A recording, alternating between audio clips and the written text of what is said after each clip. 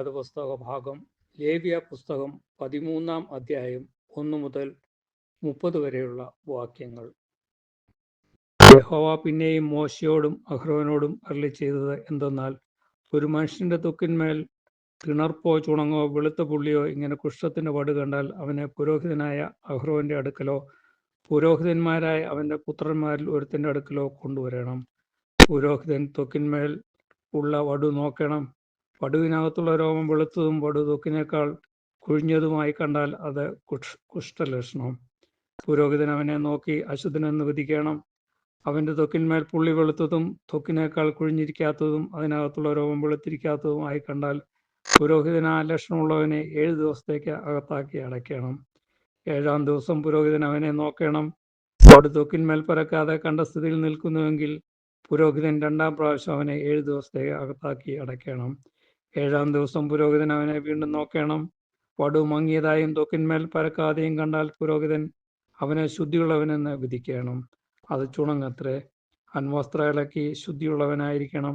അവൻ ശുദ്ധീകരണത്തിനായി തന്നെത്താൻ പുരോഹിതനെ കാണിച്ച ശേഷം ചുണങ്ങ് ത്വക്കിന്മേൽ അധികമായി പരന്നാൽ അവൻ പിന്നെയും തന്നെത്താൻ പുരോഹിതനെ കാണിക്കണം. ചുണങ്ങ് ത്വക്കിന്മേൽ പരക്കുന്നുവെന്ന് പുരോഹിതൻ കണ്ടാൽ പുരോഹിതൻ അവനെ അശുദ്ധനെന്ന് വിധിക്കണം. അത് കുഷ്ഠം തന്നെ. കുഷ്ഠത്തിന്റെ ലക്ഷണം ഒരു മനുഷ്യനിലുണ്ടായാൽ അവനെ പുരോഹിതന്റെ അടുക്കൽ കൊണ്ടുവരണം. പുരോഹിതൻ അവനെ നോക്കണം. ത്വക്കിന്മേൽ വെളുത്ത തിണർപ്പുണ്ടായിരിക്കുകയും അതിലെ രോമം വെളുത്തിരിക്കുകയും തിണർപ്പിൽ പച്ച മാംസത്തിന്റെ ലക്ഷണം ഉണ്ടായിരിക്കുകയും ചെയ്താൽ അത് ത്വക്കിൽ പഴകിയ കുഷ്ഠം ആവുന്നു. പുരോഹിതൻ അവനെ അശുദ്ധനെന്ന് വിധിക്കണം. അവൻ അശുദ്ധനാകൊണ്ട് അവനെ അകത്താക്കി അടയ്ക്കരുത്. കുഷ്ഠം ത്വക്കിൽ അധികമായി പരന്ന് രോഗിയുടെ തലതൊട്ട് കാൽ വരെ പുരോഹിതൻ കാണുന്നിടത്തൊക്കെയും വടു ത്വക്കിൽ ആസകലം മൂടിയിരിക്കുന്നുവെങ്കിൽ പുരോഹിതൻ നോക്കണം. കുഷ്ഠം അവന്റെ ദേഹത്തെ മുഴുവൻ മൂടിയിരുന്നാൽ അവൻ വടുവുള്ളവനെ ശുദ്ധിയുള്ളവനെന്ന് വിധിക്കണം. ആസകലം വെള്ളയായി തീർന്ന് അവൻ ശുദ്ധിയുള്ളവൻ ആവുന്നു. എന്നാൽ പച്ചമാംസം അതിൽ കണ്ടാൽ അവൻ അശുദ്ധൻ. പുരോഹിതൻ പച്ചമാംസം നോക്കി അവനെ അശുദ്ധനെന്ന് വിധിക്കണം. പച്ചമാംസം അശുദ്ധം, അത് കുഷ്ഠം തന്നെ. എന്നാൽ പച്ചമാംസം മാറി വെള്ളയായി തീർന്നാൽ അവൻ പുരോഹിതന്റെ അടുക്കൽ വരണം. പുരോഹിതൻ അവനെ നോക്കണം. വടു വെള്ളയായി തീർന്നുവെങ്കിൽ പുരോഹിതൻ വടുവുള്ളവനെ ശുദ്ധിയുള്ളവനെന്ന് വിധിക്കണം. അവൻ ശുദ്ധിയുള്ളവൻ തന്നെ. ദേഹത്തിന്റെ ത്വക്കിൽ പരുവുണ്ടായിരുന്നിട്ട് സൗഖ്യമായ ശേഷം പരുവിന്റെ സ്ഥലത്ത് വെളുത്ത തിണർപ്പോ ചുവപ്പോടുകൂടെ വെളുത്ത പുള്ളിയോ ഉണ്ടായാൽ അത് പുരോഹിതനെ കാണിക്കണം. പുരോഹിതൻ അത് നോക്കണം. അത് ത്വക്കിനേക്കാൾ കുഴിഞ്ഞതും അതിലെ രോമം വെളുത്തതുമായി കണ്ടാൽ പുരോഹിതൻ അവനെ അശുദ്ധനെന്ന് വിധിക്കണം. അത് പരുവിൽ നിന്നുണ്ടായ കുഷ്ഠരോഗം. എന്നാൽ പുരോഹിതൻ അത് നോക്കി അതിൽ വെളുത്ത രോമം ഇല്ലാതെയും അത് ത്വക്കിനേക്കാൾ കുഴിഞ്ഞിരിക്കാതെയും നിറം മങ്ങിയും കണ്ടാൽ പുരോഹിതൻ അവനെ 7 ദിവസത്തേക്ക് അകത്താക്കി അടയ്ക്കണം. അത് ത്വക്കിന്മേൽ അധികം പരന്നാൽ പുരോഹിതൻ അവനെ അശുദ്ധനെന്ന് വിധിക്കണം. അത് കുഷ്ഠലക്ഷണം തന്നെ. എന്നാൽ വെളുത്ത പുള്ളി പരക്കാതെ കണ്ട നിലയിൽ തന്നെ നിന്നുവെങ്കിൽ അത് പശുവിന്റെ വടുവത്രേ. പുരോഹിതൻ അവനെ ശുദ്ധിയുള്ളവനെന്ന് വിധിക്കണം. അല്ലെങ്കിൽ ദേഹത്തിന്റെ ത്വക്കിൽ തീപ്പൊള്ളലുണ്ടായി പൊള്ളലിന്റെ വടു ചുവപ്പോടുകൂടി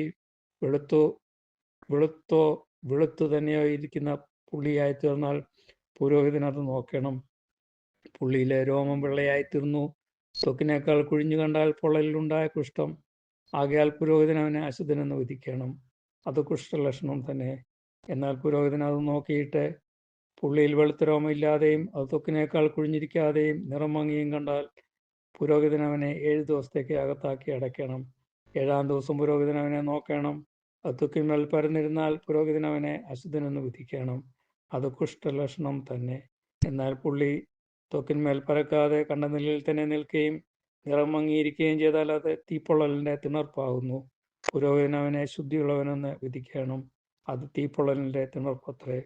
ഒരു പുരുഷനെങ്കിലും ഒരു സ്ത്രീക്കെങ്കിലും തലയിലോ താടിയിലോ ഒരു വടു ഉണ്ടായാൽ പുരോഹിതൻ വടു നോക്കണം. അത് ത്വക്കിനേക്കാൾ കുഴിഞ്ഞും അതിൽ പൊൻനിറമായ നേർമയുള്ള രോമമുള്ളതായും കണ്ടാൽ പുരോഹിതൻ അവനെ അശുദ്ധനെന്ന് വിധിക്കണം. അത് പുറ്റാവുന്നു. തലയിലോ താടിയിലുള്ള കുഷ്ഠം തന്നെ. ഇന്ന് വായിക്കുന്ന വേദപുസ്തക ഭാഗം ലേവ്യ പുസ്തകം 13-ാം അധ്യായം 31 മുതൽ 59 വരെയുള്ള വാക്യങ്ങൾ. പുരോഹിതൻ പുറ്റിന്റെ വടുവിനെ നോക്കുമ്പോൾ അത് ത്വക്കിനേക്കാൾ കുഴിഞ്ഞിരിക്കാതെയും അതിൽ കറുത്ത രോമമില്ലാതെയും കണ്ടാൽ പുരോഹിതൻ പുറ്റുവടു ഉള്ളവനെ 7 ദിവസത്തേക്ക് അടയ്ക്കണം. ഏഴാം ദിവസം പുരോഹിതൻ വടുവിനെ നോക്കണം. പുറ്റു പരക്കാതെയും അതിൽ പൊൻനിറമുള്ള രോമം ഇല്ലാതെയും പുറ്റിന്റെ കാഴ്ച ത്വക്കിനേക്കാൾ കുഴിഞ്ഞിരിക്കാതെയും ഇരുന്നാൽ അവൻ ക്ഷൗരം ചെയ്യിക്കണം. എന്നാൽ പുറ്റിൽ ക്ഷൗരം ചെയ്യരുത്. പുരോഹിതൻ പുറ്റുള്ളവനെ പിന്നെയും 7 ദിവസത്തേക്ക് അകത്താക്കി അടയ്ക്കണം. ഏഴാം ദിവസം പുരോഹിതൻ പുറ്റു നോക്കണം.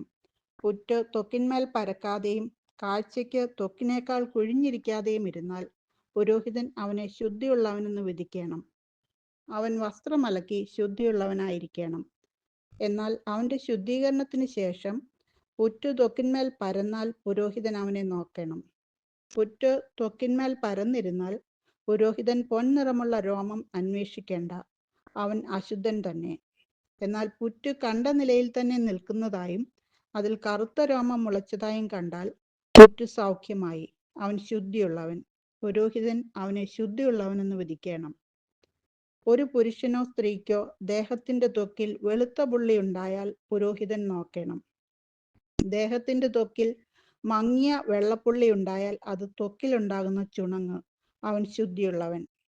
തലമുടി കൊഴിഞ്ഞവനോ കഷണ്ടിക്കാരനത്രേ, അവൻ ശുദ്ധിയുള്ളവൻ.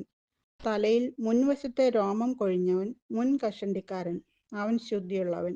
പിൻകഷണ്ടിയിലോ മുൻകഷണ്ടിയിലോ ചുവപ്പോടുകൂടിയ വെള്ളപ്പുള്ളി ഉണ്ടായാൽ അതവന്റെ പിൻകഷണ്ടിയിലോ മുൻകഷണ്ടിയിലോ ഉത്ഭവിക്കുന്ന കുഷ്ഠം. പുരോഹിതൻ അത് നോക്കണം. അവന്റെ പിൻകഷണ്ടിയിലോ മുൻകഷണ്ടിയിലോ ത്വക്കിൽ കുഷ്ഠത്തിന്റെ കാഴ്ച പോലെ വടുവിന്റെ തിണർപ്പ് ചുവപ്പോടുകൂടി വെളുത്തതായിരുന്നാൽ അവൻ കുഷ്ഠരോഗി, അവൻ അശുദ്ധൻ തന്നെ. പുരോഹിതൻ അവനെ അശുദ്ധൻ എന്ന് തീർത്തു വിധിക്കണം. അവന് തലയിൽ കുഷ്ഠരോഗമുണ്ട്. വടവുള്ള കുഷ്ഠരോഗിയുടെ വസ്ത്രം കീറിക്കളയണം. അവന്റെ തല മൂടാതിരിക്കണം. അവൻ അധരം മൂടിക്കൊണ്ടിരിക്കുകയും അശുദ്ധൻ അശുദ്ധൻ എന്ന് വിളിച്ചു പറയുകയും വേണം. അവന് രോഗമുള്ള നാളൊക്കെയും അവൻ അശുദ്ധനായിരിക്കണം. അവൻ അശുദ്ധൻ തന്നെ. അവൻ തനിച്ചു പാർക്കണം. അവന്റെ പാർപ്പ് പാളയത്തിന് പുറത്തായിരിക്കണം.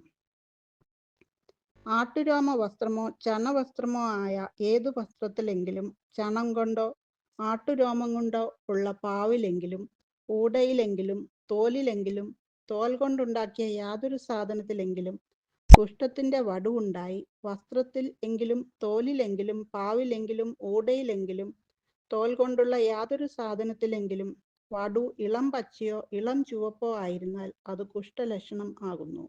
അത് പുരോഹിതനെ കാണിക്കണം. പുരോഹിതൻ വടു നോക്കി വടുവുള്ളതിനെ 7 ദിവസത്തേക്ക് അകത്തിട്ടടയ്ക്കണം. അവൻ 7-ാം ദിവസം വടുവിനെ നോക്കണം.